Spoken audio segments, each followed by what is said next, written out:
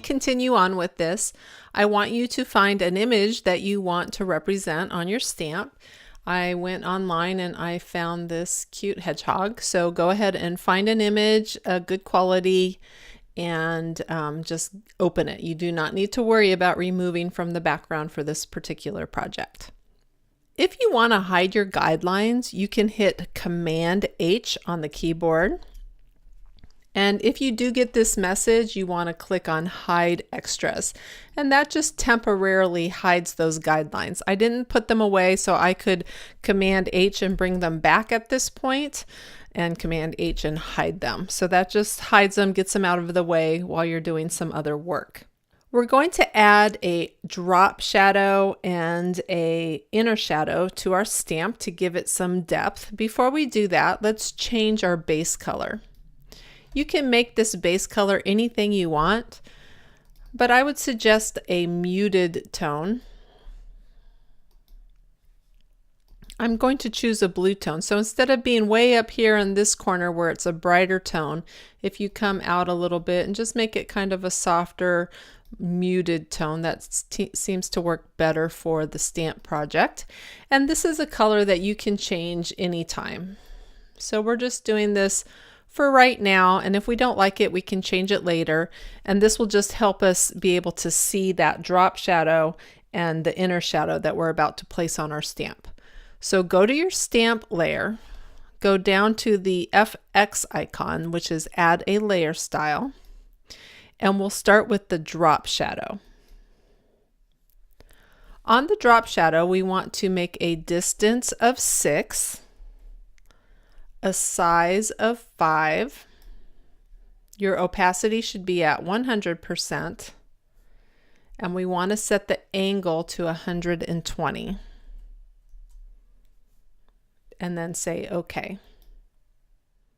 Okay, so we can see a little bit of a drop shadow happening here, but we're also going to add an inner shadow. So again, when you're on the stamp layer, go to the FX icon, which is Add a Layer Style, and go into Inner Shadow. For the inner shadow, we want a distance of 4, a size of 2. We want to change the blending mode to normal, an opacity of 100, and an angle of 120. We're going to change the color to pure white, which should be 6 Fs right here, and say OK, and OK again. All right, so that's looking really nice. It's kind of popping off of the page a little bit better now. The next thing we're going to do is we're going to use the rectangular marquee tool, which is the second tool down, and we're going to create a square where we want our stamp image to go. And we need to leave some space along the top and along the left-hand side because that's where our text will go.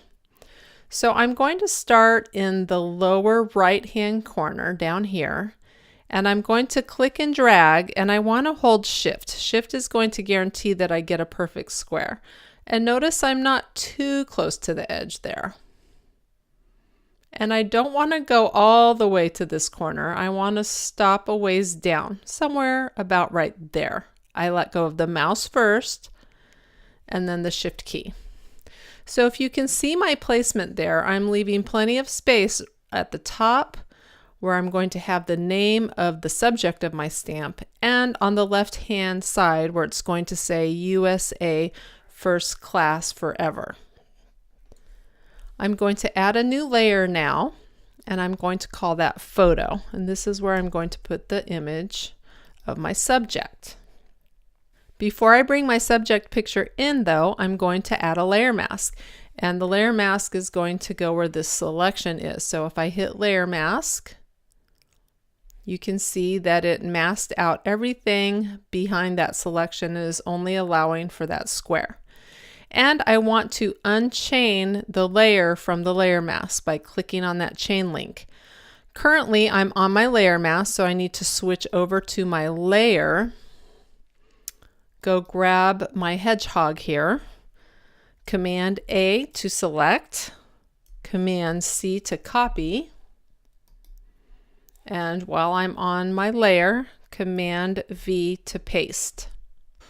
All right, so I have my hedgehog in there, and I need to transform this to fit into my stamp. So I'm going to hit Command T, and I'm going to make sure that I hold Shift while pulling only from the corners because I don't want to distort this. Images should not be distorted, just like text should not be distorted. So take care when you're transforming.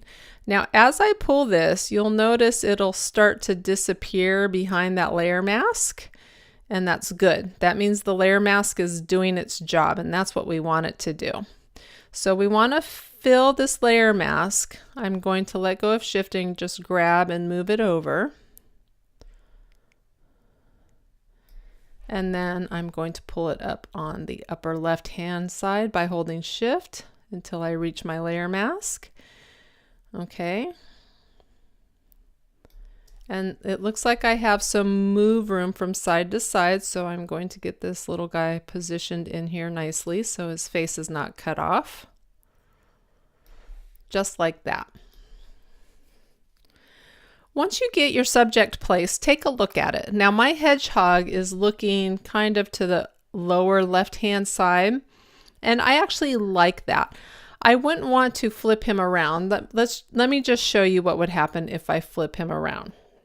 So if I go to Edit, Transform, and Flip Horizontal, it changes his direction. And in this case, this doesn't really work well because now he's kind of looking off the stamp.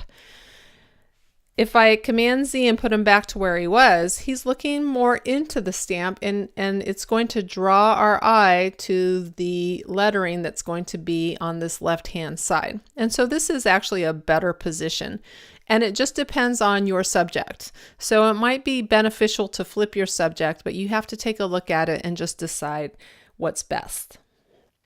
The next thing we're going to do is we're going to add a photo effect, which is going to help this look more like a printed stamp. If you look at a stamp underneath a magnifying glass, you'll notice it has a very specific type of print to it. And we want to duplicate that. So we're going to duplicate our whole photo layer by dragging it to the new layer icon. And I'm going to change the name of this to Photo Effect. We're going to go to Filter, Pixelate, Color Halftone. We'll set the maximum radius to 4. And then the screen angles, we're going to keep those on default. And just so you know, in case your settings have been changed, channel 1 is 108, channel 2 162, channel 3 90, and channel 4 is 45. And again, those are the default settings. So most likely when you do this, it'll come up with these settings and say OK. All right, so you can see already that that is having an effect. So if I zoom in, you can see what that does. But that's a bit strong. So while on that layer, let's go to the opacity and turn it down to about 50. And that'll be a bit more subtle and give us more of what we're looking for. So let me zoom back out. Okay, that looks really good. That's going to be it for today. So we're going to File, Save, and next time we'll be adding the text.